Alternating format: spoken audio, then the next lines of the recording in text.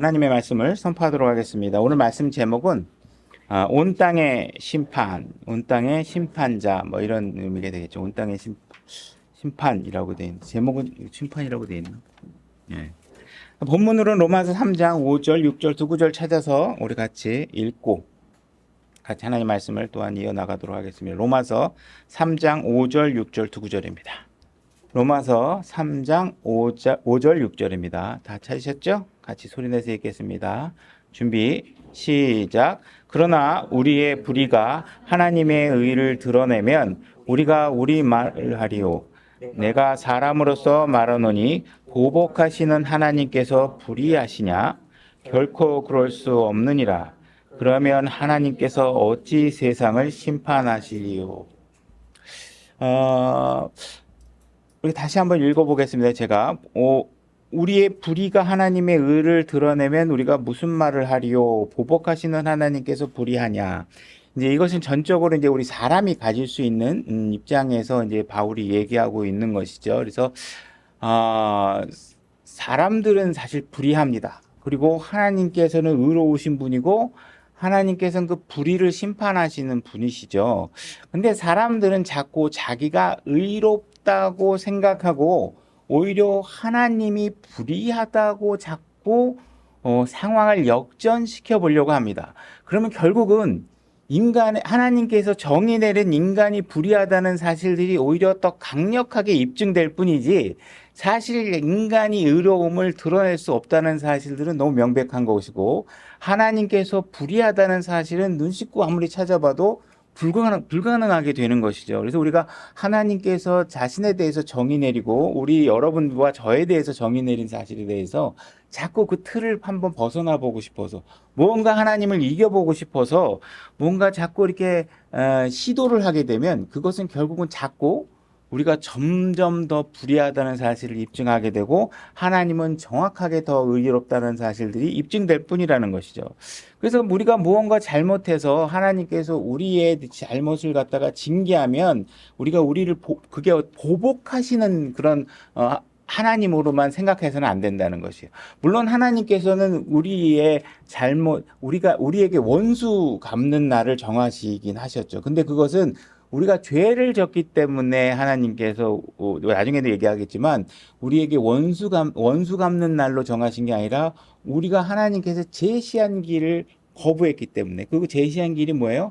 하나님께서 자기 아들을 십자가에 죽게 하고 정말 이 길 말고는 우리가 살 수 있는 길이 없는데도 불구하고 그 길을 거부했던 것에 대해서 예수 그리스도께서 나중에 원수 갚는 날을 정하시고 우리에게 그 모든 대가를 요구하시게 됩니다. 우리가 심판하시는 하나님 이런 생각을 갖게 되면 우리 굉장히 부정적인 이미지를 많이 갖게 됩니다.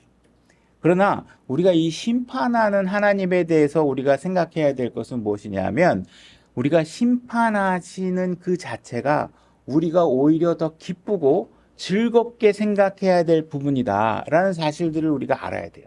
심판이 없으면 우리는 절대로 어떠한 이 현재 세상을 바꿀 수 있는 세상을 만들 수가 없겠죠. 그죠?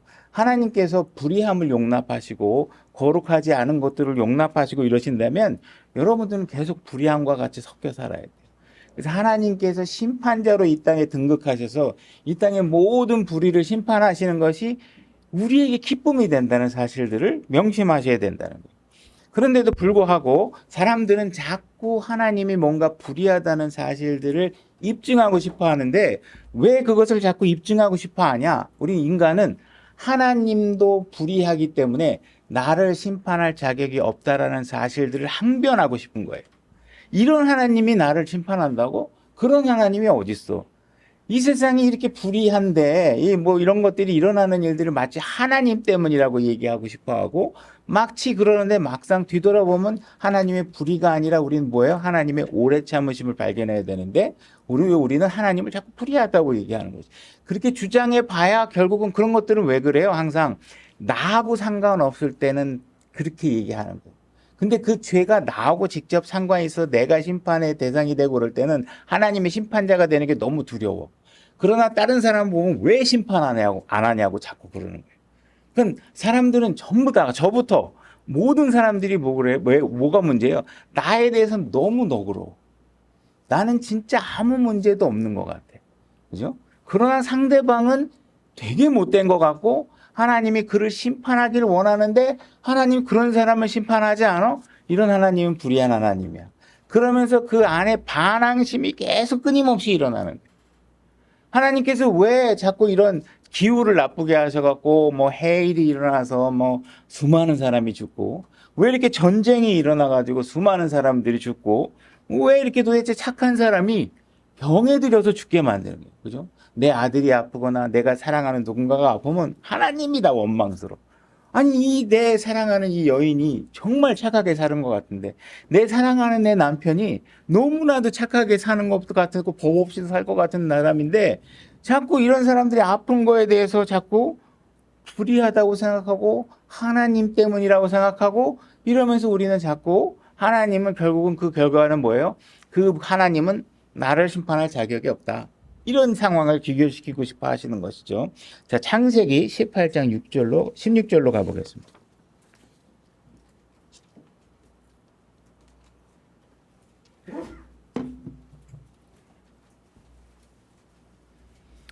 창세기 18장 16절입니다. 이 내용은 이제 하나님께서 주님께서 동성애가 심한 이 소돔과 고모라를 내가 이제 심판을 좀 해야 되겠다.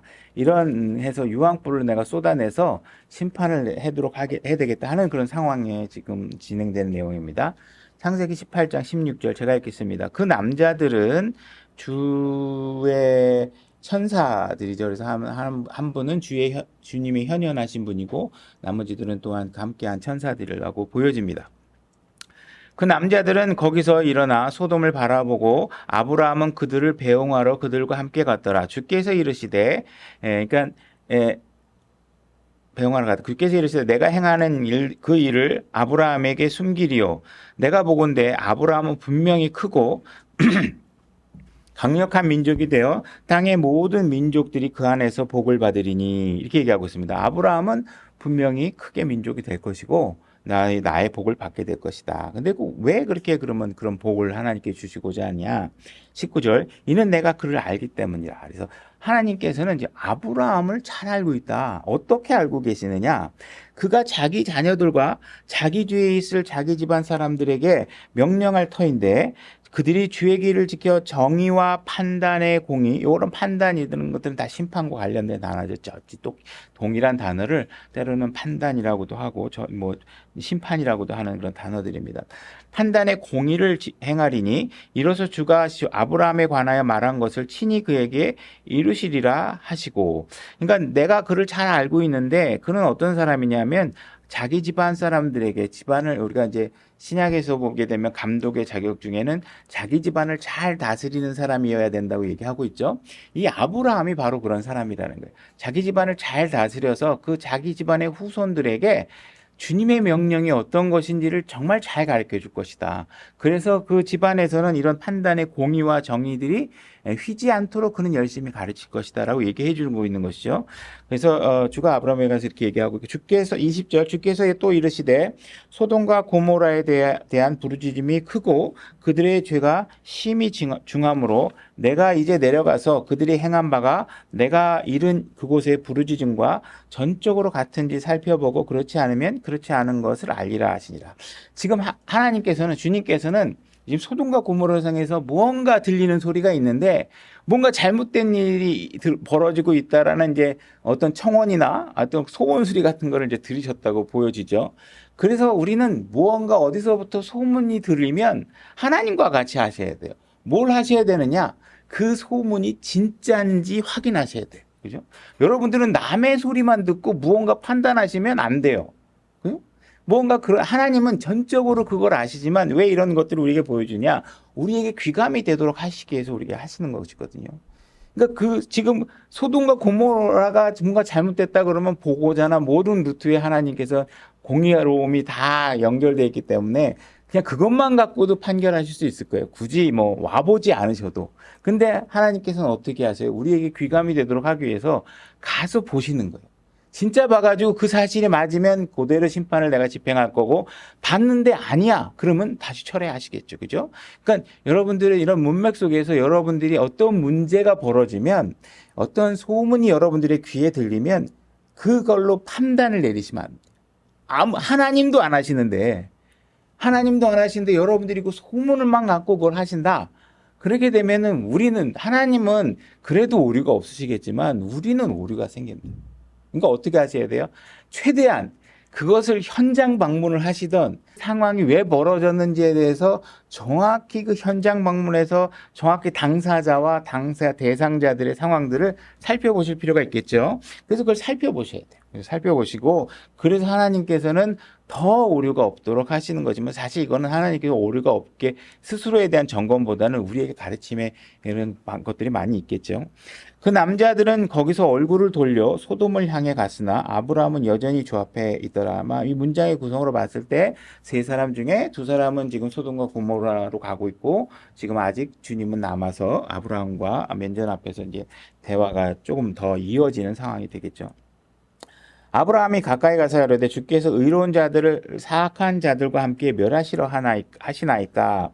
혹시 그 도시 안에 50명의 의로운 자들이 있을지라도 주께서 그곳을 멸하시고 그 안에 있는 50명의 의로운 자들로 인하여 용서하지 아니하시려니까. 주께서 이런 식으로 행하여 의로운 자들을 사악한 자들과 함께 죽이시는 것은 결코 있을 수 없으며, 의로운 자들을 사악한 자들처럼 여기시는 것도 결코 있을 수 없나이다. 온 땅의 심판자께서 의롭게 행하여야 하지 아리까 하매, 지금 중요한 문장은 온 땅의 심판자께서 의롭게 행하여야 하지 아니하리까. 이게 오늘의 말씀의 주제죠.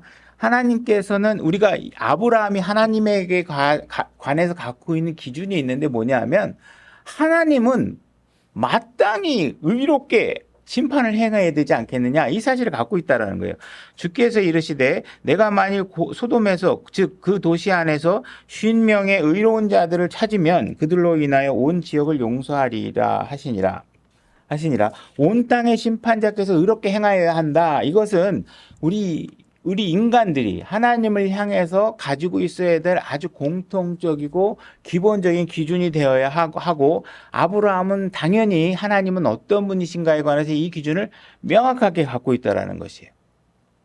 근데 하나님께서 지금 아브라함이 이 말을 하기 전에 하나님께서 뭐라고 얘기하고 계셨냐면, 내가 그를 알고 있다. 내가 그를 너무나도 잘 알고 있다. 어떤 사람을 알고 있냐? 그는 가정이나 자식들에게 주님의 뒤를 따를 수 있도록, 그리고 주님을 따르는 아브라함의 뒤를 따를 수 있도록 잘 가르치고 명령할 것이다. 이걸 내가 잘 알고 있다. 이 사람은 분명히 주님의 말씀대로 자식들과 자녀들을 훈계하고 그 길을 따르도록 할 것이라는 것을 알고 있고, 그들이 주의 길을 지킬 것이다 라는 사실도 알고 있다는 거예요.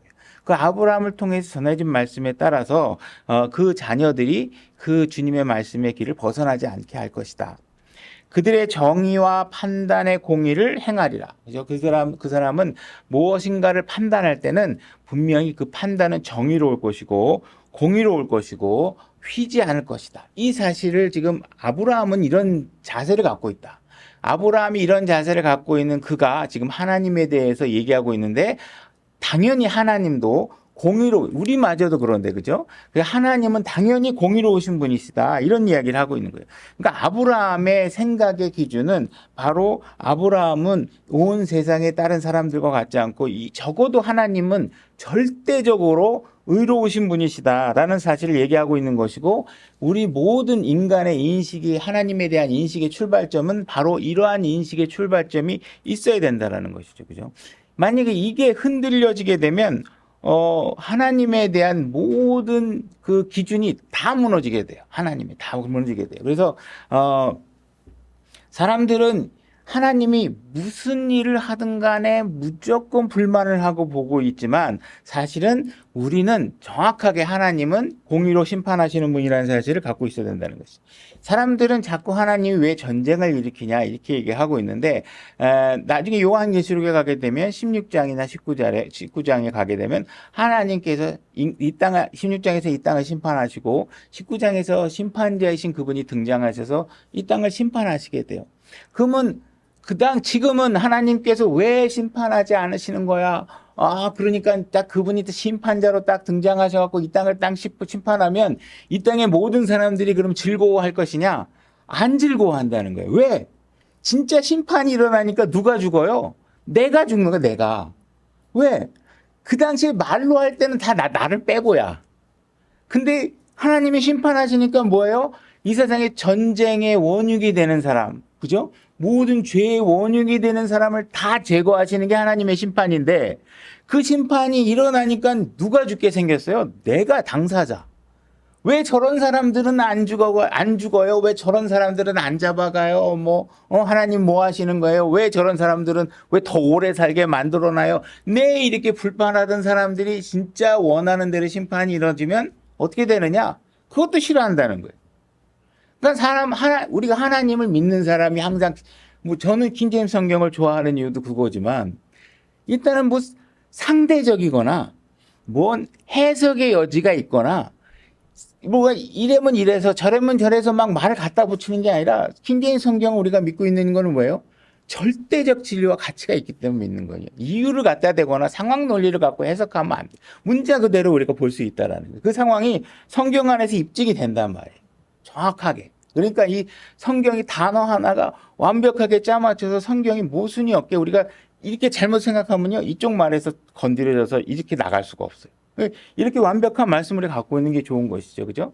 그럼 이런 것들이 만약에 우리가 하나님의 그런 완벽함에 대해서 우리가 의심을 하게 되면 하나님을 믿는 의미도 없어지고 우리가 진짜 그런 하나님의 가치가 사라지면 사실 우리가 성경을 보고 믿을 만한 이유가 없는 거겠죠. 그죠?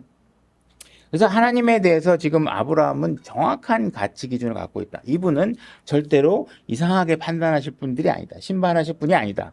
그래서 하나님을 사랑했고 하나님을 신뢰했고 하나님이 어떤 분인가를 믿었고 그분은 심판하시는 분이고 심판하시게 되면 그 심판은 반드시 올바르고 의롭게 하실 분이라는 사실들을 알고 있다.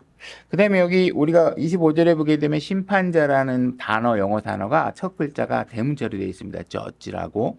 이 대문자로 되어 있다는 건 뭐예요? 하나님의 칭호 중에 하나라는 거예요. 그러니까 하나님은 이름 자체가 그냥 심판자라는 이름을 갖고 계신 거예요. 그죠? 그래서 이분은 심판하시는 거고 이분의 심판 때문에 사실 우리에게 소망이 있고 어떤 희망이 있고 오늘날 이 순간 우리가 많은 불의들을 견뎌내고 있는 것은 왜 그러느냐? 언젠간 심판하실 것이라는 것이 정해져 있기 때문에 조금만 참으면 우리에게 기쁜 희망이 우리에게 주어진다는 사실을 하나님께서 얘기하고 계시는 것이죠. 자, 욥기 8장 1절로 가보겠습니다. 욥기는 성경에서 가장 오래된 성경이죠. 그러니까 무슨 아브라함이라는 한 민족이 형성되기 이전에 기록된 것이라고 볼 수 있습니다. 그래서 지금은 우리가 하나님의 택한 백성 아브라함으로서 시작하는 그 아브라함이 하나님에 대해서 하나님과 1대1 개인적인 관계를 갖고 시작한 한 민족의 대표적인 인물이 하나님에서 갖고 있는 기준이죠. 욥기 8장 1절로 가보겠습니다. 그때 수아 사람 빌닷이 응답하여 이르되 지금 욥에게 하는 이야기입니다. 욥에게 하는 이야기인데 빌닷이라는 사람이 욥에게 하는 입니다. 내가 어느 때까지 이런 것들을 말하려느냐? 어느 때까지 내 입의 말들이 거센 바람 같으냐? 하나님께서 판단의 공의를 굳게 하시느냐? 전능자께서 정의를 굳게 하시느냐? 지금 빌닷이 욥에 대해서 거친 말을 쏟아내고 있는데 지금 욥의 상태는 욥이라는 것을 여러분들이 욥기를 읽어봐서 알겠지만 정말 수많은 것들을 잃어버리고 자식도 죽고 진짜 온몸에 피부에 막 그냥 부스럼이 나고 문제가 생기고 고통에 인간이 겪을 수 있는 최악의 고통을 겪고 있는 사람을 향해서 지금 빌닷이라는 사람이 쏟아내고 있는 말입니다. 근데 이 빌닷이 이 욥에게 갖고 있었던 생각과 판단의 기준은 잘못됐어요. 근데 이 빌닷이 바른 기준을 갖고 있었던 게 뭐냐면 하나님에 대한 기준은 정확하게 알고 있었어요. 뭐냐면 하나님께서는 판단의 공의를 굳게 하시게 하나님은 절대로 판단하실 때 공의를 굳게 하시는 분이 아니야. 하나님께서는 전능자께서는 정의를 굳게 하시는 것이 아니야. 만약에 하나님께서 만약에 하나님마저도 막 편견이 있으셔갖고 함부로 판단하고 자기 감정에 치우쳐서 무언가 판단하고 정말 나중에 그 판결에 대해서 승복할 수 없는 상황이 벌어진다면 이 온 땅의 모든 인류에게는 진짜 절망의 상황이 되는 거예요. 그래도 우리가 희망을 갖고 있는 게 뭐예요? 하나님은 그래도 의로우신 분이야. 하나님은 나를 불의하게 판단하실 게 아니야. 분명히 이 땅의 모든 불의들을 한나를 정해서 다 판단하시고 심판하셔서 이 땅을 깨끗하게 만드실 거야. 그래서 우리가 기쁨으로 살 수 있는 세상을 만드실 거야라는 그런 기준이 있어야 우리에게 희망과 소망이 있는 것이지, 하나님께서도 하나님 마셔도 잘못된 판단을 한다 이렇게 얘기하게 되면 이건 굉장한 우리 삶에 절망을 스스로 불러오는 상황이 된다는 것이죠. 그죠? 우리가 몸이 아프면 의사에게 가죠. 그리고 의사의 판단과 진료 결과에 대해서, 진단에 대해서 우리는 신뢰를 해요. 그렇지만 여러분도 다 알다시피 의사도 실수할 수, 이 말에 공감하지 못하는 사람이 없을 거예요. 그죠? 인간이기 때문에 의사가 아무리 전문가라 해도 의사도 오진을 할 수 있고 잘못된 진단 결과를 내릴 수 있고 우린 그걸 받아들여요. 그죠? 판사. 우리가 여러분들이 재판장에 가면 판사는 우리 양쌍방의 모든 이야기들을 잘 들어서 올바르게 판단해 줄 거야. 하지만 거기에는 분명히 잘못된 판단도 있을 거야. 그죠? 그래서 우리는 진짜 무죄한 사람을 죄인으로 뒤집어 씌우기도 하고 죄인을 무죄로 풀러나기도 하고 그런 것들이 나중에 시간이 지나서 다시 재심을 통해서 다시 바뀌기도 하고 이런 상황들을 보죠. 경제학자들이 지금은 유튜브도 저도 이렇게 자주 들여다보고 시간 날 때마다 보지만 제목들이 전부 다 자극적이에요. 드디어 폭망, 드디어 한국은행 드디어 뭘 발표, 드디어 이 은행도 망했다. 막상 보면 그냥 아무것도 아닌 얘기, 그냥 자기 의견이 그렇다는 얘기. 그럼 전부 다 막 절망적인 얘기들만 하지만 어쨌든 위대한 아무리 우수한 경제학자가 대한민국의 1년, 2년 후의 미래를 예측한다 그래도 대부분은 우리보다 좋은 판단을 하겠지만 100% 다 그 사람들이 맞추느냐? 그건 또 아니라는 거예요. 그들에겐 다 오류가 있다라는 것이에요. 그러면 우리가 이와 같은 자세로 하나님을 향해서, 하나님은 대부분 공의롭지만 그래도 오류가 조금씩 있을 수 있어. 이런 식으로 만약에 하나님을 판단하고 있다면 우리에겐 절망밖에 없다는 거예요. 왜?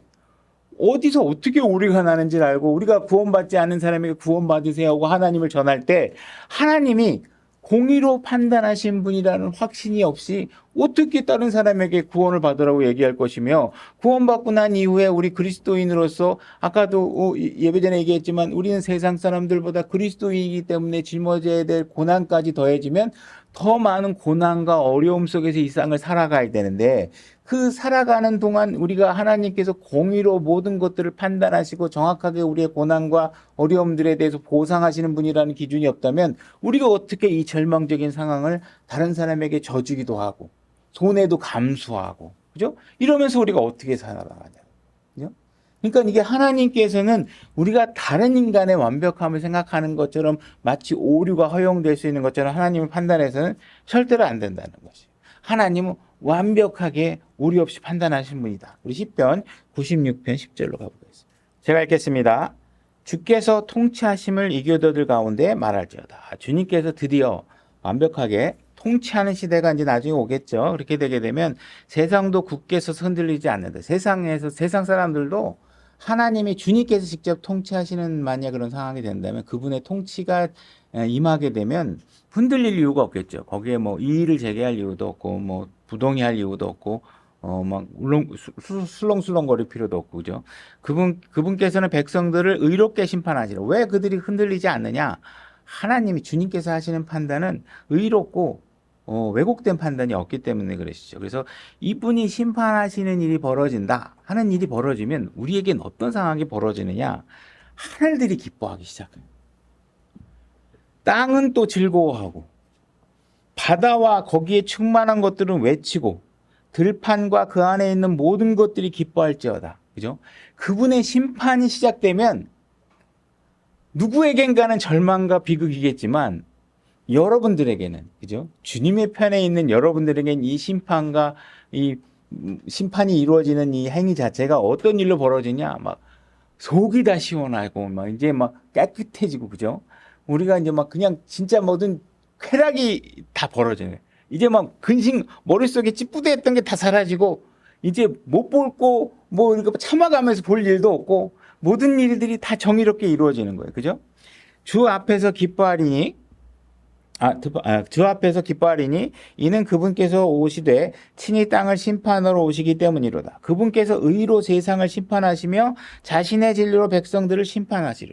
그래서 이분이 완벽하게 통치하는 세상이 있다라는 확실히 있기 때문에 우리는 어떻게 돼요? 지금 세상의 불의를 참고 있는 거예요. 여러분들이 맨날 유튜브를 통해서 어떤 연예인의 비극적인 결말, 어떠한 가정의 비극적인 결말, 막 이런 뉴스에 계속 여러분들이 침체돼 있고, 뭔가 여러분들이 하고자 하는 일들에 대해서 뉴스가 막 갑자기 여러분들이 횟집 차렸는데 막 갑자기 무슨 생선에 무슨 균이 생겼다는 뉴스가 막 오면 여러분들은 막 절망하고 막 이럴 거 아니야. 그러니까 세상의 뉴스들을 다 보면요, 각자 자기 위치에서 전부 다 모든 것들이 절망을 이뤄요. 그러니까 그런 상황, 그런 절망적인 소식들만 맨날 듣다 보면 어떤 상황이 벌어져요? 어떤 사람들은 못 견뎌서 스스로 목숨도 끊어요. 그죠? 어떤 사람은 댓글이 이 사람은 그냥 편안하게 한마디 농담 삼아서 한 건지 모르겠는데 댓글을 읽는 사람들은 그게 여기에 사무치고 고통스러워가지고 자살하는 사람들까지. 그죠? 그래서 연예인 기획사 이런 사람들은 자기 키운 연예인들을 댓글을 못 보게 하고 이런 것들도 하고 그러는 것 같더라고요. 그죠? 그러니까 우리가 뭔가 비난하고 이거 타이핑하는 사람들은 뭔가 아무 생각 없이 치는데 그걸 당하는 사람들은 엄청나게 괴로운 거죠. 그러니까 여러분들이 계속 세상의 뉴스에만 빠져 있다면 여러분들의 삶의 방향은 절망적일 수밖에 없어요. 만약에 여러분들이 이 세상에서 일어나는 일 너머의 어떤 다른 희망이 여러분들에게 주어지지 않는다면 그런 절망을 벗어날 힘이 없는 것이에요. 만약에 우리가 19장에서 심판자가 흰말을 타고 내려와서 온 땅의 정의를 심판하게 될 때, 그리고 모든 이 세상의 모든 창조물들이 그 심판하는 상황에 대해서 기뻐하게 될 때, 우리에게 그 세상 너머에서 우리에게 같이 즐기고 기뻐하게 될 일들에 대해서 우리에게 소망이 없다 그러면 우리는 절망적으로 살아갈 수밖에 없어요. 그러니까 지금 이 땅에서는 우리가 할 수 있는 일들이 뭐냐? 자꾸 뉴스에 귀를 기울이지 말고 여러분들은 뭘 하셔야 돼요? 성경을 펼쳐서 이분이 소망으로 우리에게 주시는 약속들을 바라보면서 상황들을 극복하고 이겨나가셔야 돼요. 여러분들이 신앙생활 한다고 여러분들에게 꽃길이 깔리는 게 아니에요. 그죠? 여러분들이 신앙생활 한다고 다른 세상에 공중에 떠서 사는 게 아니에요. 옆에 있는 구원받지 않은 사람과 동일한 뉴스와 세상의 구조와 법률 제도 속에서 여러분들이 살고 있는 거예요. 그러니까 동일하게 우리는 다 세상 사람들이 겪는 고통 속에서 살면서 여러분들은 그리스도인이기 때문에 감내해야 될 고통까지 여러분들에게 주어져 있는데, 여러분들이 예수 그리스도께서 약속해낸 공의로운 심판과 그 너머에 우리에게 즐기게 된 정말 깨끗한 그런 삶이 여러분들이 약속이 주어졌다는 사실들을 성경을 통해서 여러분들이 스스로 습득하지 않고 바라보지 않는다면 세상을 이뤄나갈 수가 없어요. 그죠? 하나만 오면 절망. 저도 마찬가지고 뭔가 잘 안 될 때는 그냥 세상에 다 안 되는 것 같다가 그래도 자식이라도 하나 잘 됐다고 이렇게 성적표 갖고 오면 기분이 좀 풀리기도 하고 이러면서 사는 거잖아요. 그죠? 아무것도 아닌데 그래도 그래도 야 고맙다 야 이렇게 아버지 성적표 봐주세요 이러면 그냥 또 어저께까지 찌뿌드하고 고민하고 누구하고 싸우고 문제로 다투다가 그런 문제 생기면 또 희망을 갖고 사는 거죠. 그게뿐 아니라 우리가 여러분들이 그런 소망이 아니라 진짜 성경을 통해서 저 십자가 너머에서 우리가 얻을 수 있었던 그런 기쁨들, 그죠? 나중에 우리가 공의로운 심판 이후에 주어질 여러 가지 그런 소망들, 물론 성경을 통해서 우리의 삶 속에서 맨날 축복과 소망과 그런 격려들이 다 준비되어 있기 때문에 그런 것들을 통해서 그 너머 것까지를 우리가 바라볼 수 있어야 된다는 거예요.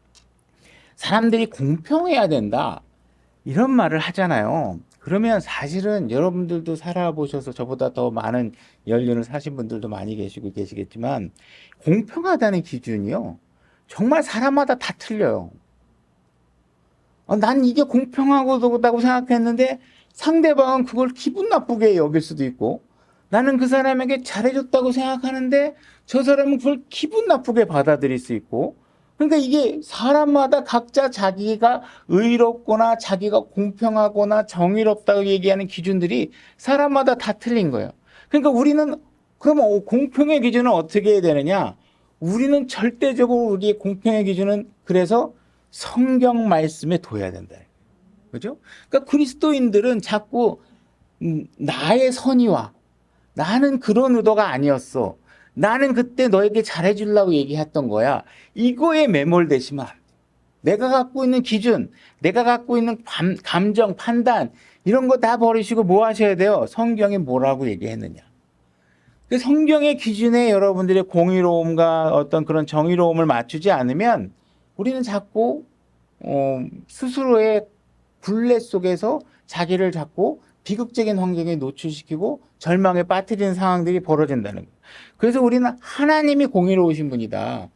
우리가 의로움을 얘기하려고 그러면 하나님의 의의 기준을 얘기하자. 그래야 우리가 얼마나 불의한지를 발견하시고 그분에게 순종할 수 있는 여지가 여러분들이 생기는데 자꾸 내가 누구보다 더 의롭다거나 내가 더 공의로운 판단했다거나 이런 거에 자꾸 매몰되게 되면 분쟁과 다툼밖에 생기지 않는다는 것이죠. 자, 시편 9편 5절로 가보겠습니다. 그리고 왜 우리가 하나님의 공평의 기준을 따라야 되느냐? 이거 놓친 건데 뭐냐면 심판하시는 분이 누구예요? 하나님이에요, 하나님. 그러니까 우리는 심판하시는 사람의 룰의 규정에 정확하게 익숙해져서 거기에 피팅이 돼야지 자꾸 심판하지 않을 사람들의 기준을 자꾸 여기다 갖다 대면 힘겹게 다투다가 나중에 뭐예요? 애만 기준으로 판단받으면 이거 아무 의미 없잖아요. 그죠? 그러니까 우리는 심판자의 기준을 보셔야 돼요. 그러니까 하나님의 기준을 공평의 기준으로 여러분들이 삼으셔야 돼요. 시편 9편 5절 제가 읽겠습니다. 주께서 이교도들을 책망하시고 사악한 자들을 멸하시며 그들의 이름을 영원 무궁토록 없애셨나이다. 오, 너 원수여, 멸망들이 영원한 종말에 이르렀더라. 주께서 도시들을 멸하셨으므로 그것들에 대한 기억도 그것들과 함께 사라졌나이다. 여러분들이 살아가시면서 우리가 많이 막 유튜브 보면 세상 걱정들이 거기 다 있죠. 다음에 대통령이 누가 될 것인가? 트럼프가 돼야 된다는 사람도 있고, 그죠? 뭐, 그 다음에 누구냐? 그 여자가 또 돼야 된다는 사람도 있고, 전부 다 왜 그러냐면 그 한 사람의 대통령이 누가 되느냐에 따라서 각자 입장에서 자기에게 미치는 영향이 다 틀리니까 각자 자기 입장에서는 난 누가 대통령이 되는 게 좋겠어. 난 누가 미국의 대통령이 줘야 돼. 그래야 지금 우리나라도 어떤 영향을 받고 뭐 이렇게 생각하는 사람들이 많이 있잖아요. 그죠? 어떤 사람은 북한의 김정은이 거의 맨날 유튜브 보면요. 김정은 이틀 뒤에 죽을 것 같이 얘기하는 사람들이 수두룩하게 많어. 드디어 사라졌어. 조금 있으면 죽을 것 같아요. 막상 클릭해보면 별 얘기도 아닌데 그냥 자기네들이 판단하는 거예요. 우리는 거기에 마음이 쏟아지면 어떻게 돼요? 거기에 자꾸 클릭하게 되잖아요. 그래서 누가 이 시의원이 될까? 누가 국회의원이 될까? 이런 것들을 고민하잖아요. 그래서 지금 시편에서 하나님께서 이런 상황들에 여러분들에게 뭘 질문하고 있냐면 내가 너희들에게 한번 묻겠다. 소돔과 고모라 성이 완전히 사라졌는데 너희들 소돔과 고모라 성에서 그 당시에 시의원이 누구였는지 정부 관료가 누구였는지 기억나는 이름 있으면 한번 대보라는 거예요. 어떻게 했어요? 이스라엘 사람들은 이스라엘 사람 유대인들은 알고 있을까요? 그 당시에 성경 말씀이 뭐예요? 기억에서 사라진다는 거예요. 불의한 도시들은. 여러분들이 지금은 그들이 사회에 영향을 주기 때문에 매번 뉴스에마다 누가 대통령이 되는데 누가 국회의원이 돼야 되는데 누가 당대표가 돼야 되는데 이런 것들 고민하고 여러분들이 살고 있잖아요. 하나님께서 뭐라 그래요? 그거 나중에 가면 너 이름도 기억 못하고 그런 도시가 있는지도 모르고 그냥 싹 사라진다는 거예요. 그러니까 이런 것들에 대해서 온 땅의 심판자가 한 번 심판하고 나면 다 사라질 것들이라는 거예요. 그러니까 여러분들이 사라질 거에 대해서 미련을 갖고 사라질 거에 관해서 골치 아파하고 하지 말라는 거예요. 여러분 내일 죽어도 억울하지 않으신 분들이잖아요. 그죠? 하나님께서 분명히 바울도 그랬고 내가 죽는 최악의 상황에 내일 죽는다 해도 그것이 나에게 더 큰 기쁨이라고 얘기하고 있고 우리가 각자 그런 소망을 갖고 사는 사람인데 여기서 천년만년 누가 대통령 하는 거 다 지켜보고 꼭 죽어야 될 것처럼 여러분들이 살 이유가 없잖아요. 그러니까 하나님께서 그 질문을 핵심 질문을 하는 거예요. 너희들이 지금 죽을 것 같지? 우리가 생각해봐요. 저도 과거에 보면 문제가 다가오면 극복이 안 될 것 같아요. 이게 사실 대부분 보면 우리가 걱정한다고 될 일도 아니고 걱정 안 한다고 안 될 일도 아닌데 우리 너무 지나치게 쓸데없는 일들에 걱정을 하면서 시간을 낭비할 때가 많은 것이죠. 그래서 하나님께서 제발 본질을 보고 하나님한테 맡기고 그런 것들 좀 맡겨놓으면 되잖아요. 7절 보겠습니다. 7절. 그러나 주께서는 영원히 계시리니 그분께서 심판을 위하여 자신의 왕자를 예비하셨도다. 그분께서 세상을 의로 심판하시며 올바름으로 백성들에게 심판을 베푸시리로다. 주께서는 또한 학대받는 자의 피난처가 되시며 고난의 때에 피난처가 되시리로다. 주님께서는 심판을 반드시 하실 것인데 그 심판이 너무나도 의롭고 공의로울 것이다. 그래서 이 공의로움이라는 것은 어떤 것이냐? 내가 권력 있고 통치자의 위치에 있고 무슨 명망가의 가문을 갖고 있는 사람을 심판할 때나 가난하고 힘없고 억울하게 사는 사람을 심판할 때나 나는 다 동일하다. 그죠? 내가 교황을 심판할 때나 거기 수녀를 심판할 때나 목사를 심판할 때나 집사를 심판할 때나 내 판단 기준은 항상 동일하다. 그 기준은 뭐예요? 하나님의 의로서 우리는 다 공의롭게 하고 있다. 근데 우리 사람들은 어때요? 우리 사람들은 그렇게 못해요. 나하고 가까우면 봐줘야 되고 뭔가 누군가에게 내가 이권관계가 연결되어 있으면 또 봐줘야 되고 그런 상황들이 분명히 벌어진다는 거예요. 하나님께서는 분명히 선하신 분이시기 때문에 그런 판단을 하지 않으시는 분이시다. 우리가 신뢰할 수 있는 분이 있다면 마지막 보호로 그분만은 절대로 우리와 같지 않으시다. 그분은 분명히 정의롭고 올바른 심판을 하신 분이시다. 그래서 그분이 올바른 심판자라는 사실을 우리가 머릿속에 정확한 기준을 가질 때 우리의 삶에 유익이 있고 우리가 신앙생활에 있을 때 훨씬 유익을 가질 수 있는 것이죠. 그래서 우리를 절망에 빠뜨리는 것은 세상이 아니라는 거예요. 세상이 아니라. 누구예요? 우리를 절망에 빠뜨리는 건 사실 우리 자신이라는 거예요. 우리 자신. 우리에게 벌어지고 있는 문제 중에 나한테 벌어질 때는 항상 대단한 문제 같지만 모든 사람들에게 다 비슷한 일들이 벌어지고 있는 거예요. 그런 일이 벌어졌을 때 내 자신을 어떻게 지키느냐. 이 상황에 따라서 여러분들은 이길 수 있느냐 없느냐지 세상의 문제가 사라져서 이기는 방법은 절대로 존재하지 않아요. 그렇잖아요?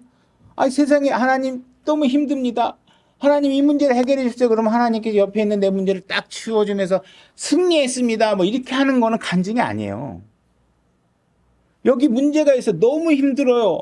이 문제가 너무 힘들게 만들고 내 와이프가 너무 힘들게 만들고 내 자식이 나를 너무 힘들게 만들고 그랬을 때 그 자식 그래 그러면 자식 그냥 뭐 내가 데려갈까? 그게 데려가려고 그러면 어떻게 하겠어요? 날 속세게도 좋으니까 숨만 붙어 있으면 좋겠다고 붙어있는 게 우리 마음이잖아요. 날 맨날 패도 좋다. 숨만 쉬어다오. 우리가 주어진 상황을 어떻게 이겨내고 감사함으로 이겨나갈 수 있느냐가 우리의 문제의 해결이지 세상이 바뀌고 내 자식이 물론 바뀌어야 되겠지만 그게 승리가 아니라 어떠한 절망적인 상황에 놓여 있더라도 나 자신을 지키면 이길 수 있다. 그리고 이런 판단에 있어서 우리가 힘이 되는 건 뭐예요? 내가 이 역경을 이겨내고 있는 모든 과정들을 하나님께서는 다 보상해 주시고 그렇게 판단하는 나를 하나님께서 더 높게 평가해 주실 것이다. 그분은 굶는 분이 아니시다. 이 사실이 우리를 이기게 만든다는 거예요. 근데 하나님께서 공의롭게 심판하신 분이라는 절대 기준이 만약 무너지게 된다. 그러면 그냥 엉망진창이 되는 거예요. 어디다 하소연하고 내가 이거 왜 참아야 돼? 내가 이 억울한 일을 왜 당하고 있어? 이렇게 여러분들이 생각하면 얼마나 절망밖에 없겠어요. 그러면 우리가 주님께서 심판자다 이렇게 얘기를 하실 때 그러면 하나님이 도대체 나를 심판하는 이유가 뭐야?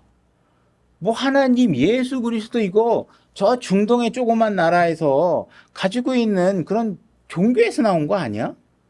예수님 이 사람은 그냥 역사적으로 유대 땅에서 조그만 나라에서 태어났던 한 역사적 인물 아니야? 세상에는 수많은 종교가 있고 수많은 세계관이 있는데 왜 저기에서 조그마한 국가에서 시작한 종교 하나가 나를 다 심판하겠다고 그러고 도대체 왜 예수 그리스도가 나를 심판하겠다고 그러고 도대체 하나님 당신이 심판할 수 있는 권리를 누가 주신 거요? 당신이 나한테 왜 심판을 하겠다는 거요? 이런 질문이 우리가 대두되게 되잖아요. 그래서 그런 질문에 관해서 성경은 완벽하게 이제 답변을 준비하고 계신다는 거예요. 히브리서 7장 24절로 가보겠습니다. 제가 읽겠습니다. 이 사람은 항상 계심으로 변할 수 없는 제사장 직분을 소유하시느니라.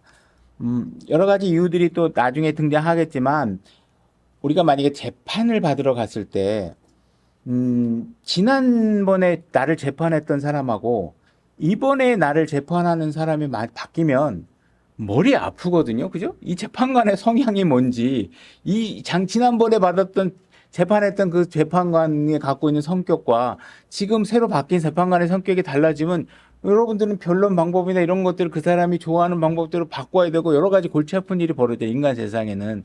근데 우리가 그분에 관해서는 우리가 가질 수 있는 기준은 뭐냐면 이분은 항상 동일하신 분이라는 거예요. 항상 내가 이 세상을 창조하신 그때부터 심판하시는 그 시까지 오직 한 분이 모든 판단의 기준에 공의를 제공하시고 계시기 때문에 이분은 한 분이시라는 거예요.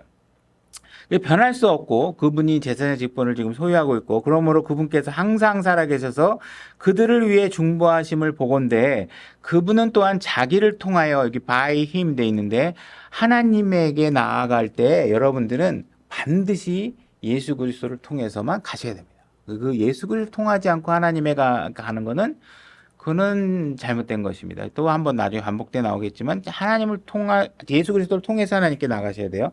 잘 끝까지 구원하실 수 있느니라 이렇게 얘기하고.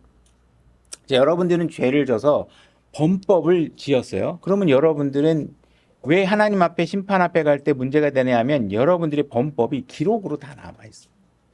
그러면 이 기록을 없앨 수 있는 유일한 방법을 하나님께서 예수 그리스도를 통해서 만들어 놓으셨고 그분은 이 땅에 인간으로 오신 후에 지금도 인간으로 제사장 직분으로 하늘에 계시면서 우리를 위해 중보하고 계세요. 그래서 하나님께서는 분명히 여러분들에게 그런 모든 범죄 기록을 깨끗하게 지울 수 있는 방법을 여러분들에게 제시했는데 여러분들이 그분을 선택하지 않고 자꾸 뭐 침례교를 선택한다든지 뭐 카톨릭을 선택한다든지 아니면 불교를 선택한다든지 심지어 목사를 선택한단 말이에요. 응? 그리고 자꾸 성경을 얘기하는데 예수 그리스도를 얘기하는데 자꾸 우리 목사님이 뭘 어떻게 했다고 자꾸 얘기해가지고 이미 이 목사에게 쇠뇌가 당한 수준이 내 신앙생활을 하는 사람들이 있단 말이에요. 응? 우리가 서로 다양한 의견을 가질 수 있지만 적어도 우리가 기준을 성경에서 가져갈 수 있는 정확한 기준들을 우리가 갖고 있어야 되는데 자꾸 우리는 목사를 선택한다. 이런 일들이 심각한 문제가 되는 것이죠. 그래서 우리가 하나님 앞에 심판을 받게 되는 이유는 예수님이 나쁜 사람이어서가 아니라 여러분들의 선택이 나쁘고 악하기 때문에 벌어지는 결과가 된다는 것이에요. 7장 26절 맞죠? 진행되는 순서도 26절 이러한 대제사장께서는 우리에게 합당하신 분이라는 거예요. 왜 합당하냐? 곧 그분은 거룩하시고 해가 없으시고 더러움이 없으시고 죄인들로부터 분리되시고 하늘들보다 더 높이 되셨느니라 이렇게 얘기하고 계십니다. 만약에 제가 여러분들 앞에 여러분들이 형제 자매님 중에 누구 한 사람 앞에 가서 내가 당신을 심판하겠다 이렇게 얘기하면 여러분들의 즉각적인 반응은 뭐겠어요? 아니 형제님이 뭔데 나를 심판하겠다는 거야? 당신이나 나나 뭐 똑같은데 그죠?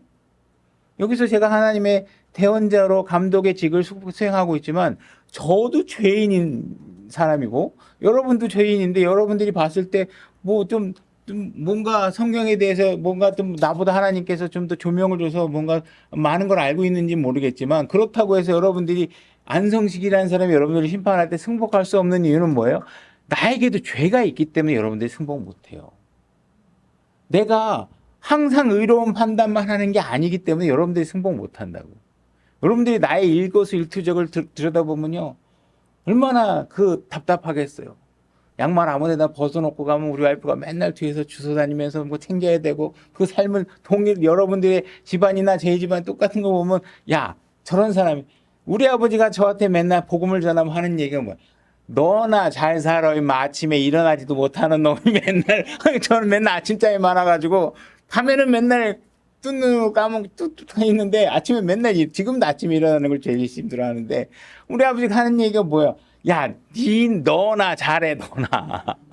잔소리거리 투성인 네가 뭐 하나님을 믿으셔야 됩니다. 막 이렇게 얘기하고 뭐 복음을 하면 한심하다듯이 나를 본단 말이에요.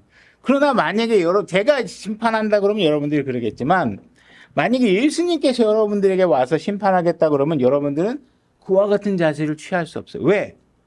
그분은 거룩하신 분이에요. 나는 거룩하지 않지만 그분은 거룩하셔서 거룩함의 문제에 관해서 여러분들을 딱 찌르면 여러분들은 찍소리 할 수가 없어요. 왜? 그분의 거룩함에 손상된 게 아무것도 없거든요. 그분은 누구를 해한 적이 없어요. 우리는 마음에 막 답답하게 오고 짜증나면 어떻게 해요? 실제로 때리지 못하려면 머릿속에서도 막 누군가를 막 괴롭히고 때리고 막 이런 생각, 원수 같고 복수하는 생각에 우리 삶이 막 가득 차 있잖아요. 아우, 그때 내가 그냥 이렇게 한마디를 이렇게 했어야 되는데 그러면서 막 이를 바닥바닥 갈고 막 누구한테 한번 그냥 그 앞에서는 찍소리 못하고 오면서는 막 억울해가지고 막 그 사람을 어떻게, 막 그냥 잔칼질이라도 막 하고 싶은 마음으로 막 그런 복수의 심리가 있잖아요. 근데 예수님에 대해서는 너 누구한테 해댄 말 했잖아. 너 누구한테 기분 나쁘게 어떻게 행동했잖아. 이 얘기 심판 딱 하시면 어떻게 돼요? 우리는 하나님 예수님에 대해서는 당신도 할 수 있는 게 아무것도 없어요. 그죠? 그분은 누구를 해하신 적이 없기 때문에 그분의 해함이 없는 것을 가지고 우리에게 심판하시면 우리는 당신도 나갔잖아 이렇게 얘기할 수 없어요. 그분의 삶은 더러운 적이 한 번도 없어요. 우리는 육체적 쾌락을 위해서 술도 마셔본 적도 있고 에이 하고 그냥 더러운 말도 내뱉은 적도 있고 그죠? 수많은 여러분들도 그죠? 부모에 대해서도 막 원망하고 여러 가지도 얘기를 했는데 그분은 더러운 적이 없으신 거예요. 여러분의 생각 속에 떠오르는 여러 가지 음행들에 관한 생각 이런 것들에 대해서 막 여러분들을 하나님이 책망하시면 여러분들은 빠져나갈 구멍이 없어요. 근데 그분은 그런 능력 그런 거에 대해서 부당하게 우리가 지적할 수 있는 부분이 아무것도 없다는 거예요. 그분은 이 땅에 오셔서 살았던 삶 자체가 죄인들로부터 완벽하게 분리되셨다는 거예요. 그래서 결국은 그 보답으로 어떻게 됐어요? 하나님께서 누구보다도 가장 높은 곳으로 올렸어요. 여러분들이 진짜 영원한 승리를 위해서 하나님 앞에서 누구보다 높게 들려주고 싶으면 어떻게 하셔야 돼요? 남한테 해를 끼치시면 안 돼요. 여러분들을 더럽게 방치하시면 안 돼요. 여러분들을 거룩하지 않은 곳에 방치하시면 안 된다는 거예요. 그걸 얘기하고 계시는 거예요. 그러니까 하나님께서 우리를 심판할 수 있다라는 것은 지금 합당한 말이에요. 왜? 그분은 누구에게도 부당함을 고소당하지 않을 정도로 완벽하게 거룩하시고 해를 입힌 적도 없고 더러움도 없고 그러니까 우리에게 심판할 자격이 주어지지 않았다 하는 이야기는 뭐예요? 우린 그 사람들이나 내 삶이나 거룩함에 있어서 누구를 심판할 수 없어요. 근데 하나님께서는 예수 그리스도께서는 우리를 심판할 수 있다. 이 이야기는 그분은 누구보다도 거룩하시고 해를 끼친 적이 없고 죄인들과 분리된 삶을 사셨고 그분은 반드시 누군가를 심판하시면 그 심판의 과정과 결과가 공의로우신 분이라는 것을 우리가 알기 때문에 그분에게 심판할 자격이 주어진 거라는 거예요. 누가 뭐라 그래도 그분 말고 나를 심판할 수 있는 사람이 없어요. 누가 나를 심판하겠어요? 이런 삶을 사신 분이 심판하셔야지 누가 우리를 심판하시겠어요? 이런 분이 나를 심판하시게 된다는 거예요. 9장 14절 히브리서 9장 14절 9장 14절 제가 읽겠습니다. 하물며 영원하신 성령을 통해 자신을 점없이 하나님께 드린 그리스도의 피는 죽은 행위로부터 너희 양심을 얼마나 더 깨끗하게 하여 살아계신 하나님을 섬기게 하겠느냐. 그리스도의 피는 여러분들이 결국은 하나님을 섬길 수 있는 일로 가게 해주는 교두보 역할을 한 거예요. 그죠? 근데 이 하나님의 피는 왜 그런 역할을 할 수 있느냐? 이건 그리스도의 피기 때문이고 그 그리스도는 이 땅에서 죄가 하나도 없었고 하나님께서 받을 만한 유일한 피란 말이에요. 이 피는 여러분들이 그 피 한 방울도 지구 덩어리 10배만한 금덩어리를 갖다 줘도 구할 수 없어요. 그건 예수님에게 있는 피예요. 그 피로 여러분들이 모든 죄들을 용서하시고 여러분들을 죽은 행위로부터 옛날엔 여러분들이 하고 있는 행위들이 다 뭐예요? 죽은 행위들이에요. 다 육신적인 것들이에요. 말은 거룩한데 실제로 내심은 다 자기 욕심과 자기 탐심으로밖에 못해요. 그런 모든 죽은 행위로부터 여러분들을 거룩하게 구별해내고 말씀의 법과 기준으로 여러분들이 그리스도인답게 살 수 있도록 해주신 건 뭐냐? 그리스도의 피로 그 일을 해줬다는 거예요. 그죠? 그분이 목숨을 내놔서 그분의 죽으심을 통해서 여러분들이 그 일을 얻게 됐다는 거예요.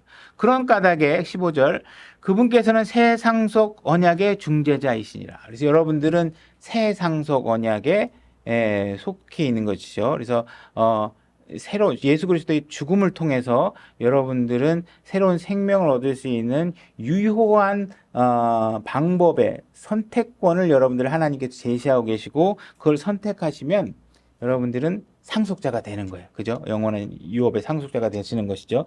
이것은 첫 언약 아래에 있던 범법들을 구하시고 죽으심으로써 결국은 예수님께서 십자가에서 죽으신 이유는 뭐예요? 옛날에 구약에 그 예수 그리스도의 십자가 사건이 있기 전에 그분 안에 속해 있던 사람들마저도 하늘로 올라갈 수 있는 그런 어떤 길을 제시할 수 있는 피가 된 거겠죠.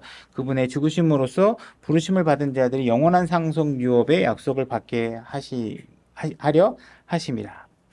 그래서 그분이 심판자가 됐다는 것은 그냥 심판자가 된 게 아니라 그 심판자가 되기 전에 그분들은 예수님 그리스도께서 심판자의 자격을 얻기 위해서 어떤 일을 하셨냐면 이 땅의 모든 죄인들을 위해서 내가 십자가를 지겠다. 그래서 내 피값으로 그들의 죄의 값을 모든 걸 지불할 것이다.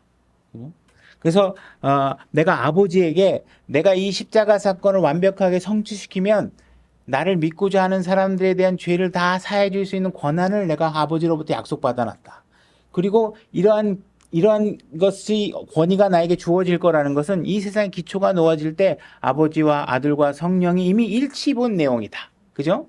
그래서 그분께서는 이제 그 일치된 내용들 안에서 예수 그리스도가 결국 십자가에 죽으시고 그 모든 권한을 약속받은 대로 합당하게 받으시고, 그죠? 그래서 여러분들에게 나를 믿으면 너희들이 구원받을 수 있다. 넌 영원한 죄인이고 하나님은 심판자인데 내가 너의 변호자가 되겠다. 여러분들이 유명한 법무법인 이런 변호사 사면 개인 변호사 사는 것보다 훨씬 유리하고 다 이기잖아요. 그죠? 근데 이 예수 그리스도를 만약에 변호자로 갖고 있다. 모든 죄가 무죄가 될 뿐만 아니라 기록같이 다 사라지는 거예요. 그죠? 그죠? 누가 시비를 걸어요? 그럼 십자가 딱 못자국 보여? 그러면 다 끝나는 거예요. 발에 지금 못자국 보이니? 그럼 다 끝나는 거예요. 이거보다 완벽한 변호자가 없으신데 여러분들이 만약에 그 변호자를 거부한다. 그러면 여러분들에게 끔찍한 일이 벌어지니까. 그러면 나중에 어떻게 하세요? 예수님께서 여러분들에게 원수를 갚는 일이 생기신 거예요. 내가 목숨까지 버려서 너희들을 영원한 상속자로 만들기 위한 모든 것들을 하고 내가 이 땅에 왔는데 와가지고 그 길을 제시하고 있는데 너희들이 나를 핏값으로 해놓은 이 제시의 길을 거부한단 말이야? 난 이거 용서할 수 없어. 그 나중에 그 원수 갚는 날을 하나님께서 예레미야 46장 10절에 보면 원수 갚는 날이다 이렇게 얘기를 하고 있어요. 그래서 네가 나를 원하지 않는다면 그럼 내게서 떠나라. 나는 빛인데 내가 이 빛을 원하지 않아? 그럼 바깥의 어둠으로 가. 그죠? 나는 생수야. 내가 원하면 내가 얼마든지 생수를 줄 수 있는데 내가 이 물을 원하지 않아? 그럼 물 한 방울도 없어서 물 한 방울 달라고 외쳐야 되는 곳으로 가. 그죠? 나는 영원한 생명이야. 나를 원하지 않아? 그럼 영원한 죽음이 있는 곳으로 가. 생명을 거부했으니 죽음으로 가. 나는 기쁨이야. 그죠? 나는 기쁨인데 나를 원하지 않아? 그러면 울면서 이를 갈고 슬피 우는 곳으로 내가 보내줄게. 그분을 거부함으로 인해서 여러분들의 얻는 것들은 그분의 원수 갚는 날로서 작동하게 될 것이라는 것이에요.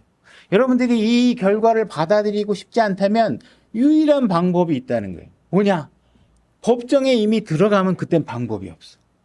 법정에 들어가기 전에 여러분들은 나를 변호해줄 변호사를 좋은 변호사를 선택하셔서 그 문제를 법정 밖에서 해결하면 거기서 심판이 다 끝나고 하나님의 심판석 앞에서 지옥의 문제를 심판받을 일이 완벽하게 사라지는 것이죠. 그죠? 그래서 여러분들에게 제시하고 있는 거예요. 나를 믿으면 이 심판석에서 영원히 면제될 수 있다. 그것은 내 피값으로 만들어 놓은 것이다. 너희가 이것을 받아들이지 않는다면 영원한 지옥으로 갈 것이다. 이 나의 제안은 언제까지 유효하다? 여러분들이 숨을 거두는 순간까지 유효하다. 아니면 어떻게 돼요? 아니면 교회가 휴거되는 순간까지. 여러분 아직 살아있지만 이제 교회가 딱 들려 올라가면 모든 이 제안에 대한 유효성은 다 끝나는 거지. 그죠? 그 안에 여러분들이 이걸 받아들여야 된다는 거지. 그래서 여러분들이 변호자를 얻어서 법정 밖에서 이것을 해결하도록 하나님께서 요구하고 계시는 거예요. 여러분들이 하나님의 심판석 앞에 딱 쓰면 그 다음에는 변호자가 없기 때문에 여러분 스스로 하나님 앞에서 자신의 배를 변론해야 되는데 불가능해. 여러분이 갖고 있는 어떤 것을 써도 여러분들은 무죄를 받을 수가 없어요. 그죠? 그분이 변호자가 될 때만 가능하다.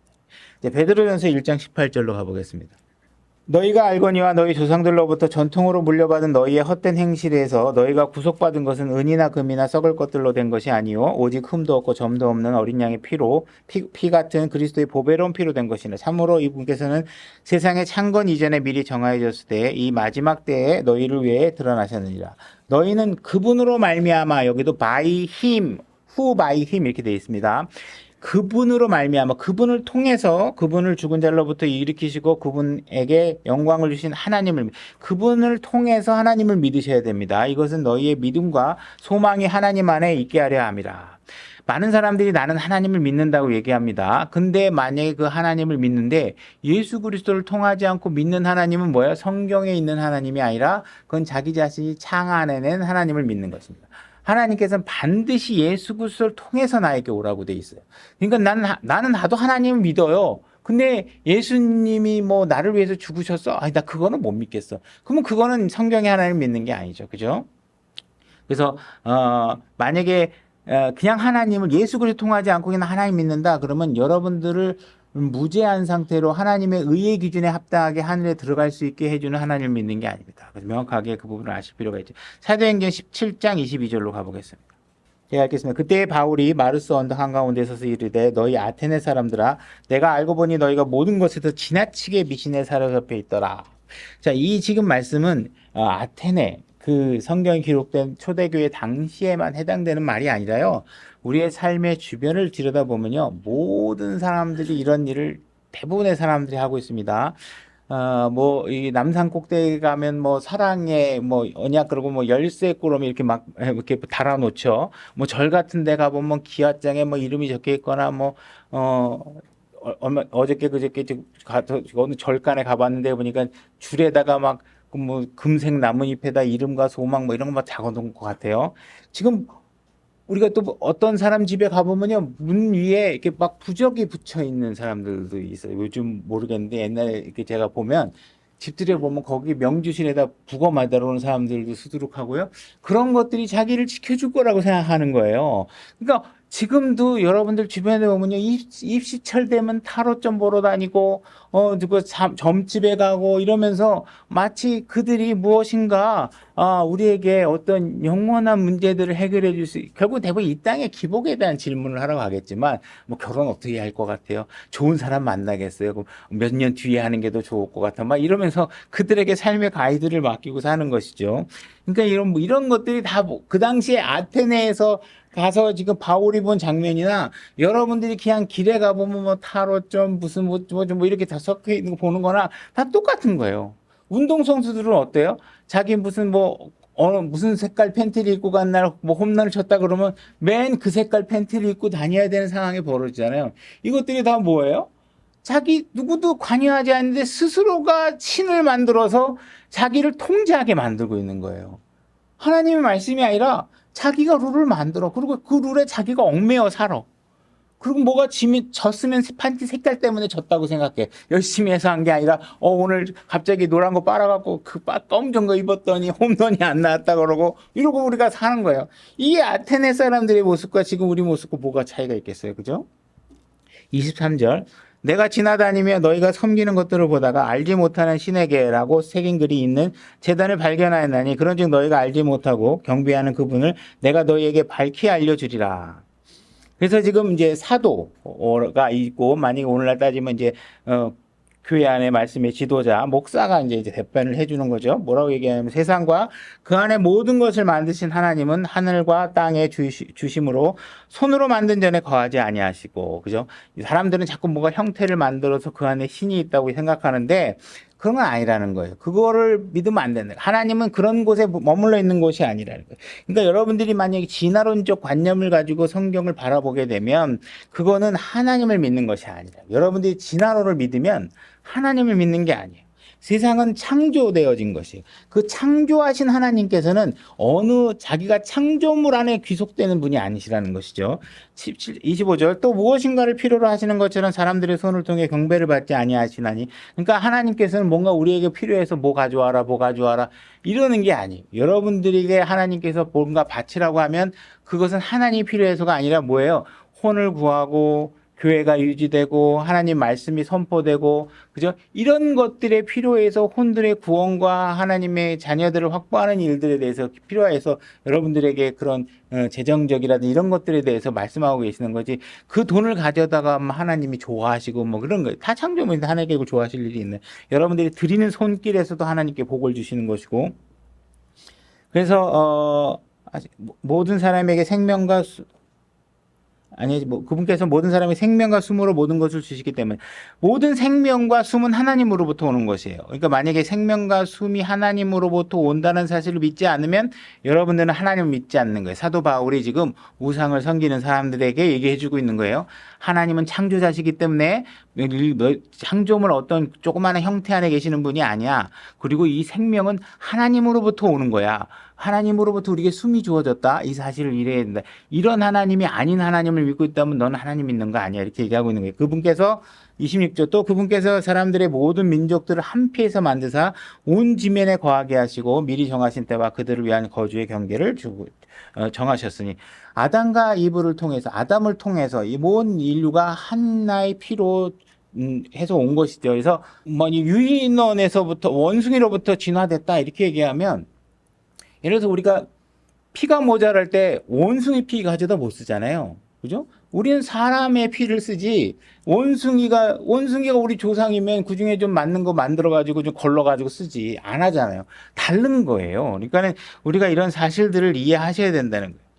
그래서 우리가 똑같이 사람들은 한 피에 와서 그 죄로 인해 태어나고 살다가 죽고 똑같이 삶의 패턴을 우리가 갖고 있어요. 27절, 이것은 그들이 혹시라도 주를 더듬어 찾다가 발견하면 그분을 구하게 하려 하심이라. 그러나 그분은 우리 각 사람으로부터 멀리 떨어져 있지 아니하시니라. 하나님께서 분명히 이건 모든 인류에게, 구원을 받은 사람이든 구원을 받지 않은 사람이든 모든 인류에게 얘기하고 있는데, 나는 찾고자 하면 찾을 수 있는 곳에 있어 이렇게 얘기하고 있는 거예요. 그러니까 우리는 근데 막 하나님이 걱정돼가지고, 하나님 저 오지에 있는 사람들은 하나님을 발견 못하고 억울하게 그냥 죽을 텐데 이렇게 걱정하잖아요. 하나님이 지금 약속하고 있는 게 뭐예요? 걱정하지 마. 나는 오지에 있던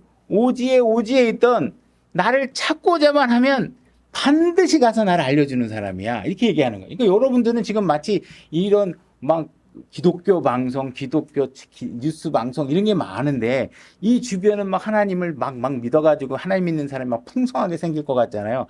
여러분들이 여기서 잠깐만 나가도요, 하나님 모르고 하나님 등지고 사는 사람이 수두룩한데 오지 걱정할 일이 아니에요. 오지 걱정. 하나님은 뭐라고 그래요? 나를 찾고자 하면 반드시 내가 그곳에 옆에 있겠다. 믿고자 하는 사람을 거부하지 않을 것이다. 분명히 내가 있을 것이다. 약속하니까 여러분들이 이 약속의 말씀에 생각을 정리하십니다. 굳이 따지는 사람들은 왜 그래요? 뭔가 하나님에게 오류가 있을 거라고 생각하는 거예요. 하나님 오지에 있는 사람을 억울하게 만드실 분이야. 그분은 날 심판할 자격이 없어. 이런 거 만드시고. 여러분 하나님 말씀을 믿으시면 됩니다. 28절. 이는 우리가 그분 안에서 살며 움직이며 존재하기 때문이라. 너희 시인들 중에 어떤 사람들도 이르되 또 우리 또한 그분의 후손이라 하였나니. 어떤 시인들, 이거는 그 사람이 올바르거나 구원받았다는 게 아니라 적어도 일반적인 사람들도 우리가 갖고 있는 생각들이 뭐냐면, 우리가 모든 세상들이 다 하나님의 관리 아래, 통치 아래 다 있는 존재들이다. 우리 또한 그분의 후손이다. 이런 사실들을 갖고 있다라는 것, 개념들을 갖고 있다라는 것이죠. 29절. 그런즉 우리가 하나님의 후손일지되 우리의 신격을 걷고 사람의 기술이나 고안으로 생긴 금이나 은이나 돌 같은 것으로 생각할 것이 아니라 하나님께서 이같이 무지하던 때를 눈감아 주셨으나 이제는 모든 곳에서 사람들에게 회개하라고 명하시느니라. 지금 온 세상 사람들에게 무엇을 얘기하고 있냐면 너희들 지금 자꾸 무슨 색인 형상에다 절하고 뭐 이상한 색인 형상에다가 자꾸 너희 삶을 맡기고 이런 삶을 하고 있는데 제발 그런 무지한 종교적인 행위들을 이제 멈춰라. 이제 나는 더 이상 그런 거에 대해서 눈 감아주지 않겠다고 말씀하고 계시는 거예요. 31절 이는 그분께서 한 날을 정하사 하나님께서는 분명히 무슨 일이 벌어지면 그때그때 하나님께 심판하시는 게 아니고 어느 심판하는 한 날을 정하실 거다 이렇게 얘기하고 있는 거예요. 그날에 자신이 정하신 정하신 그 사람을 통하여 세상을 의로 심판하실 것이기 때문이다. 하나님께서 지금 우리들에게 말하고 있는 것은 제발 너희들이 색인 형상이나 이런 것들을 향해서 섬기고 있는 종교적인 행위를 멈춰. 그리고 빨리 돌아서서 회개하고 하나님께 가야 돼. 왜 그러느냐? 너희들을 심판하실 사람은 그 형상이 아니야. 그 우상이나 거기 너희들이 섬기고 있는 종교적인 행위를 하고 있는 그 대상은 너를 심판하지 않아. 누가 심판하느냐? 하나님이 세우신 한 심판자가 너를 심판할 거야. 그죠? 그러니까 그 심판자에게 돌아서야 된다는 거예요. 왜 우리가 우상을 섬기는 걸 좋아해요? 그 사람은 나한테 잔소리를 안 해. 날 이래라 저래라 하잖아. 돈만 갖다 주면 좋아하고 그냥 열심히 가주면 좋아해요. 근데 하나님은 어떻게 해요? 우리 교회 왔는데도 맨 하는 게 책망과 잔소리와 권면과 이런 것들을 우리가 거룩하게 하는 일에 자꾸 부활을 거니까 교회 가는 게 싫은 거예요. 그죠? 아, 이게 너무 부담스러워. 근데 나를, 아우, 형제님, 자매님 같은 귀한 분이 어딨어요. 그죠? 아, 형제님은 정말 하나님께 사랑하시는 분 같아. 아, 그럼요. 형제님 같은 분이 있으셔야지. 뭐 이러면서 우쭈쭈쭈 해주면 사람들은 다 좋아. 하나님 말씀 별로 중요하지 않아. 그러면 이제 그때부터 어떻게 되는 게 목사의 사람이 되는 거야. 우리 목사님 같은 분이 얼마나 좋으신 분인데 우리 목사님을 비난하는 거야. 하나님 말씀이 그렇게 하면 안 된다고 되어 있는데 그래도 그런 식으로 까다롭게 하는 거 아니야. 이러면서 어떻게 해요? 목사의 사람이 되는 거야. 예수 그리스도의 선택을 하는 게 아니라 목사의 사람이 되는 거야. 그런 일이 벌어지면 안 되겠죠. 그래서 하나님께서는 얘기하고 있는 게 뭐예요? 종교적인 상황에서 멀어져서 너를 심판하신 분에게 돌아서라는 거예요. 목사가 심판할 거 아니잖아요. 목사가 여러분들에게 영원한 생명 주는 거 아니죠. 교회가 여러분들에게 주는 게 아니에요. 누가 줘요? 하나님의 말씀에 따른 그 하나님이 기록해 놓으신 그분이 여러분들을 심판하신다. 그러니까 그분의 말씀에 여러분들이 가서 여러분들의 불편함을 다 감수하고 하셔야 되는 거예요. 뭔가 너무 편안해 있을 수 없어요. 어떻게 여러분들이 편안해? 하나님 말씀이 선포되는 것마다 다 나를 찌르는 건데. 그죠? 안 찔릴 수가 어떻게 있어요? 우리 안에 다 죄의 속성이 있는데 그러니까 기도하는 거예요. 내 안에 죄를 찾게 해달라고 기도하셔야지 자꾸 다른 사람의 죄를 찾으려고 기도하시면 그건 안 되는 거예요. 그죠? 31절 뒤에 보면 그분께서 그 사람을 죽은 자들로부터 살리심으로써 모든 사람들에게 그 일에 대한 확신을 주셨느니라. 우리가 죄의 삭은 사망이라고 얘기하고 있죠. 그래서 이 죄의 삭스에 대한 사망이라는 하나님의 말씀의 진리조차도 불변의 법칙이에요. 뭐 철학자, 과학자, 유명한 뭐 종교대학, 뭐 종교학과 교수 이런 사람들도 나는 성경을 믿지 않는다고 아무리 외쳐봐야 기록된 하나님의 말씀은 그 사람에게 철저하게 적용될 수밖에 없는 거예요. 내가 하나님을 안 믿는다고 아무리 외쳐봐야 100년 아니면 그죠? 아니면 어떤 사람은 80년, 뭐 어떤 사람은 그 이하에 죄의 삭은 사망이구나. 난 죽음을 면할 수 없구나. 이 사실을 분명하게 우리가 인정할 수밖에 없다라는 것이죠. 근데 예수 그리스도는 이 땅에 오셔서 3년 만에 공생애를 하시면서 그분은 내가 나중에 죽게 되면 묻혔다가 사흘 뒤에 다시 살아날 거야. 이 이야기를 하셨고 그 말씀은 실제로 그분이 죽으신 뒤에 그대로 이루어져서 부활하셨어요. 하나님께서 그 예수 그리스도를 일으켜 세우실 수 있는 이유는 예수님을 그냥 이뻐하셨기 때문이 아니라 뭐예요? 그분은 하나님이 일으켜 세우실 수밖에 없는 조건을 갖고 계신 분이에요. 왜? 죄의 삭시 사망인데 이분은 죄가 없는 분이시니까 그분은 하나님께서 높이 들어 올릴 수밖에 없잖아요. 죄가 없어서 당하지도 않아야 될 고난과 조롱과 비난과 이런 것 다 당하시면서 이 땅에 사셨기 때문에 그분은 당연히 그것을 일어나서 부활로 우리에게 모든 것들을 확증해 주셨기 때문에 여러분들이 이분은 나를 죽음에서 건져내 줄 수 있는 분이구나. 이분은 심판자로서의 모든 권능과 권한을 갖고 계신 분이라는 사실을 우리가 알게 된다는 것이죠. 여러분들이 만약에 죄를 져서 감옥에 있을 때 사면권이라는 게 이제 발동이 돼서 이제 뭐 이제 죄들이 사면이 되기도 하고 일반인들 같은 경우 뭐 유명인들 같은 경우에는 뭐 정치적 어떤 구금이나 이런 것으로부터 사면이 되기도 하지만 때로는 뭐 어떤 사람들 같은 경우에는 뭐 교통 뭐 딱지 띈 기록 뭐 이런 것들도 어느 정도 뭐 다 사면해져 가지고 그런 기록들이 사라지기도 하고 그러잖아요. 그러면 여러분들이 뭐 죄를 져서 와가지고 사면을 하겠다고 했을 때 여러분들이 확인을 해야 될 내용이 뭐냐면 여러분들은 이 사면권이 무엇인가라고 막 법학을 공부해가지고 이 사면권을 받아들일 거냐 안 받아들일 거냐 이렇게 하지 않아요. 뭘 확인하냐? 누가 사면해 준다는 거야? 근데 그거 보니까 대통령 이렇게 돼 있으면 여러분들은 어떻게 해야 돼요? 대통령이 사면해 준다고? 그럼 그거는 명확하게 사면이 될 수 있는 것이잖아요. 그죠? 그러니까 여러분들이 죄에 대해서 사면받기 위해서 뭐 법대를 나와야 되고 법조문을 공부해야 되고 사면권이 어떻게 형성되는지를 다 공부해야 여러분들이 사면받을 수 있는 게 아니라 누가 해주느냐? 그분이 자격이 있는 분이냐 이 사실을 알면 되잖아요. 그죠? 여러분들이 구원받을 때도 마찬가지예요. 구원이 뭐냐 그러면 받기 전의 모습과 구원 이후에 변화된 삶이 무엇인가를 막 공부해갖고 과연 나는 구원을 받을 만한 상태에 있는 것인가 막 이런 거 다 공부해야 여러분들이 구원받는 게 아니라 여러분들이 뭘 아셔야 되냐? 누가 나를 구원해 주겠다고 하느냐? 그분이 창조주 하나님이 이 땅에 오셔서 우리 죄 때문에 죄로 인해서 십자가에 죽으셨던 그분이 맞느냐? 그것만 알기만 하면 어떻게 돼요? 동의하면 된다. 사면권자가 대통령이라는 걸 알면 어떻게 돼요? 내가 그럼 어떻게 사면권에 대해 동의할 수 있는 방법이 있냐? 사인하는 거냐? 진술하는 거냐? 그들이 요구하는 절차에 대해서 확인하고 마지막에 자기 이름 사인 딱 하면 어떻게 돼요? 사면 딱 되는 거예요. 그죠? 그러니까 우리가 하나님에게 사면을 받는다는 것도 마찬가지. 사면권자가 누구냐? 하나님이시다. 그분이 모든 길을 완성해 놓고 우리에게 제안하셨다. 그러면 내가 어떻게 거기에 동의하고 이 죄로부터 모든 면책을 받을 수 있고 죄가 없는 것처럼 모든 기록이 말소될 수 있느냐. 그럼 거기에 대해서 우리가 절차의 입수로 시인하고 그분이 주임을 인정하게 되면 되는 거예요. 그러고 나서 여러분들이 뭐 사면권에 관해서 공부를 하든 뭘 하든 그건 부차적인 문제라는 것이죠. 욥기 마지막으로 욥기 34장 12절 보겠습니다. 그 다음에 여러분들이 이제 갖고 있는 착각들 중에 하나가 우리가 인간이라면 주로 갖게 되는 건데 하나님께서 나중에 나를 심판하실 때 아마도 나의 그런 어떤 절박하고 정말 어쩔 수 없는 상황들을 잘 이해하시기 때문에 아마 하나님께서 나를 좀 어여쁘게 봐주지 않으실까? 나 우리 맨날 술만 오면 나 패고 막 이런 아버지 밑에서 자랐잖아. 나 하나님 아버지 뭐 이러면 아버지에 대해서는 난 너무 싫어. 난 그래서 하나님 안 믿었거든. 나 진짜 뭐 누군가가 뭐 하나님 믿으세요 뭐 막 그러고 그러면 난 우리 엄마도 난 못 믿겠는데 무슨 뭐 알지도 못하는 예수를 믿으라고 그래 막 이러면서 여러분들이 어떤 처한 상황에 대해서 하나님께서 뭔가 우리를 예쁘게 봐주셔서 뭔가 나를 봐주지 않을까 뭐 이런 생각들을 할 수도 있잖아요.